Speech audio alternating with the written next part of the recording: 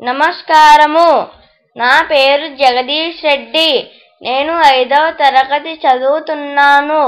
ఈరోజు నేను వేమన శతకము నీలలోన ముసలి నిగిడి ఏనుగు బట్టు అనే పద్యం చదువుచున్నాను. నీలలోన ముసలి నిగిడి ఏనుగు బట్టు బయటకు కుక్క చేత భంగపడును. తాన బలిమిగాని తన బల్మిగాదెయ విశ్వదాభిరామ వినురవేమ.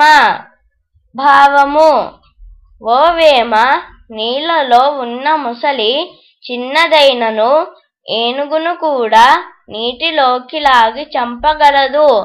కాని ఆ ముసలి తన స్థానమైన నీటి నుంచి బయటకు వచ్చినప్పుడు కుక్క చేత కూడా ఓడింపబడును.